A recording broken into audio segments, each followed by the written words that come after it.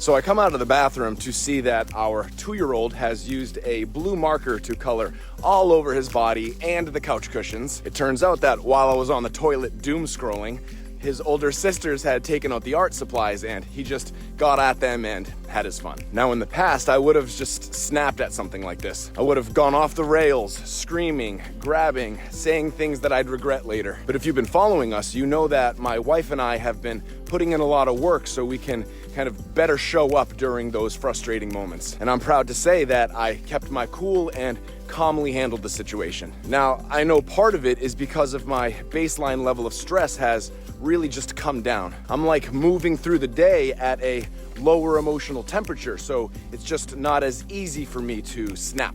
So if you want to reduce your stress and regain control of how you show up, me and my wife's new workshop called Release the Stress will help you put into practice a science-backed protocol that will bring down your baseline level of stress. We've been through the protocol, it works. So if you'd like to learn more, see our link in bio or comment stress and we'll send you the info.